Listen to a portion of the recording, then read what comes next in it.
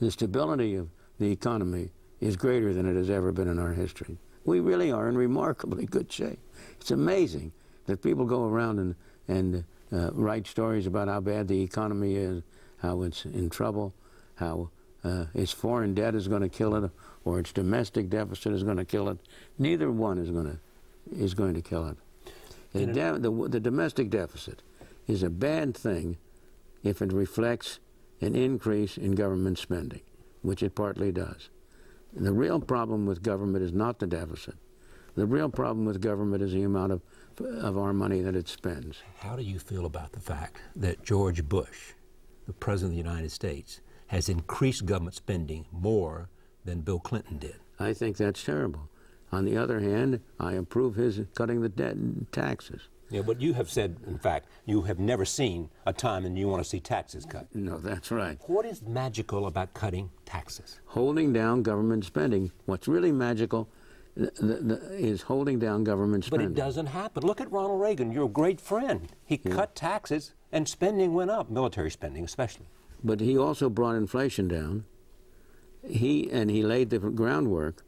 The improvement in our economy dates from the Reagan era, and it dates from the fact that we entered Reagan's era in 1980 with an inflation rate in double digits, 10 and 12%. We had come through the 70s, which was a period of stagflation, right, in which you had high inflation up to and what, high 18, unemployment. 20%? Well, overall inflation never went to 18 or 20%, but some special parts did, and interest rates at some points did. Right. And then Volcker came in, or he had been in, but became chairman, and changed policy.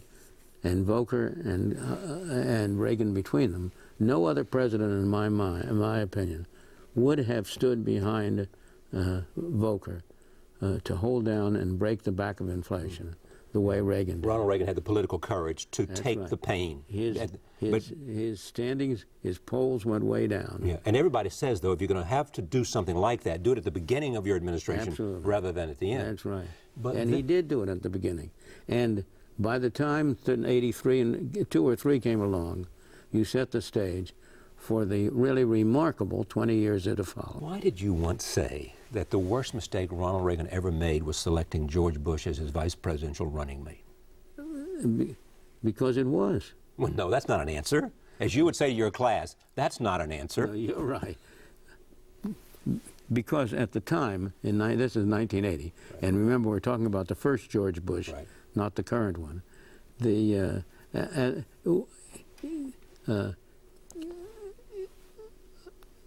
In his campaign for the primary campaign for the presidential nomination, he dubbed economic policy voodoo economics. Right.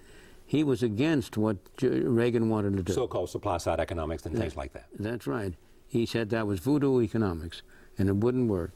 And if we come to his administration, when he became president, he promised, he said, read my lips.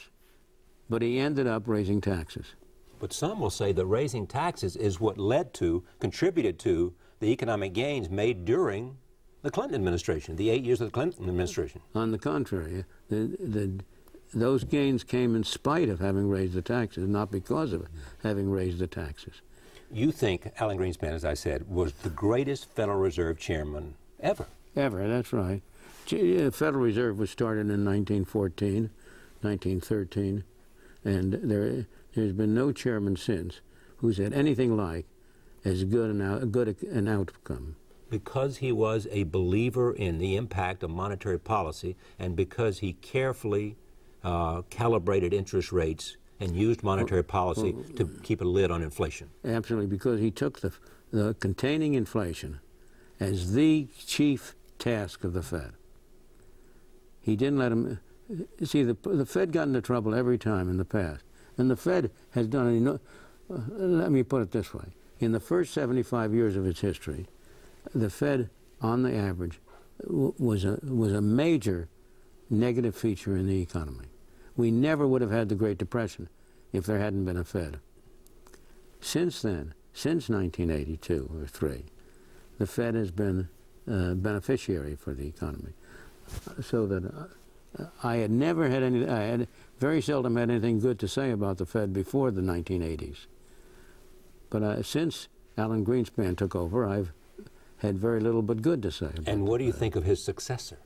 I think his successor is a very able man, and he, like Greenspan, takes keeping stable prices as the major function of the Fed. And I have a good deal of confidence that he will continue in Alan Greenspan's path. And what is his most important challenge? To do just that, to make sure that they keep a lid on inflation? Because it's rising in America. Well, we have been having a little rising. It's a good. You can make a good argument that the Fed overdid easy money a little, that they kept the fund rate down at 1% a little too long. And you know, it's a natural tendency that you overdo things. You almost never go right along like this. You go up, you go too far. Well, is it hard to calibrate it as well as you might want to? Very hard to. And that's his genius. That was Greenspan's genius, and that's right. the kind of genius that Bernanke has to have. I think that he'll have his successor, Ben Bernanke, will have the same effect. Well, he's a big fan of yours too. Well, Well, we'll forgive him for that. All right. I can't blame him for that. I don't hold that against him. You mentioned immigration. You're an immigrant. Yeah, my parents Were an immigrant. Yeah, you were born in 1912. They came here. Yeah, They came here from well, they came here from what was Hungary when they came here. Yeah. But it was Hungary then, it was later Czechoslovakia, it is now the Ukraine. Some worry that in the aftermath of 9/11, two things are happening. One is that we're keeping out some people that could really contribute to the American economy and the American way of life in the way that your parents did and you have and your kids have. I think that's true. I think the immigration problem is a very difficult problem, and there's no easy answer to it. At the time my parents came, the U.S. had completely free immigration. It had come in from all over the world. Right. You can have that, and we should have it if you did not have a welfare state. If you have a welfare state, and you have welfare arrangements so that people come for, not necessarily to make a living, not necessarily the way our parents and your great-grandparents did, because they saw better opportunity here. But if they come to feed on the state, as it were, you cannot have completely free immigration. In principle, I'd like to see free immigration, but you can't do it in a welfare state. Are you more libertarian than you are Republican? I always say I am Republican with a capital R and libertarian with a small L. All right. I want to talk about some big questions here beyond the specifics. You think this American economy is in good shape? You think the dollars can continue to be strong? You think the productivity and the American economic model is still to be the most admired in the world? You think the economic machine that is America continues to be strong? You're not worried about whatever shift that might be taking place to Asia? You think that's good because it'll make for a more competitive environment? All of that is where you are. That's right. And you have never seen a tax cut you don't like. Right. Right? And there's way too much government spending and way too much government power, even for your taste, still in 2005. Absolutely. All right. Did you win the great intellectual battle, you, as sort of coming out of Chicago, and the conflict with, say, John Kenneth Galbraith in the area, sort of public intellectuals, and the conservative movement? Did you win that great struggle that began, say, with you and then Barry Goldwater and then Ronald Reagan and continues through George Bush, 43? We won it, sure, in the intellectual realm. Because you made what was a minority position the acceptable position. It's the acceptable position in words, yes, but not in practice. And moreover, the fall of the Berlin Wall did more than any books that I or anybody else has written to persuade people that that was not the way to run an economy. Look at what's happened to the, and asking about the intellect, whether we won the position. Socialism used to be defined, it's defined today in any dictionary, as government ownership of the ownership and operation of the means of production. Does anybody believe that anymore? That's the definition of socialism, or that's what or that's a better system. I don't think anybody believes that's a better system. Anybody believe that that's a better system? Yeah, Fidel today? Castro, but who else? Very few. Right. Right. Is there any? Nobody in Russia believes it. Nobody in Russia believes it, and Russia isn't run that way anymore. Yeah. There's no country in the world that is run that way, except for Fidel Castro, North Korea. North Korea and Venezuela, maybe. Well, Venezuela not yet, but it's on the way. All right. So in that sense, we've won the intellectual battle. On the other hand, if you look at practice, what do you observe around the world? That in this respect, practice has improved enormously in the countries that were formerly under the Soviet Union. That it's improved enormously in East Asia, with South Korea, with China, and with others. But if you look at the West, what used to be called the West, if you look at practice has improved in Britain, but if you look at the continent, Germany, France, Italy, the social model is of a primacy role for the state, is what it is. I mean, it's a very and that role for the state has been growing and not declining. Even though it's one of the great questions in Europe today, the re-examination of that model. And some people say that model has to be ruptured.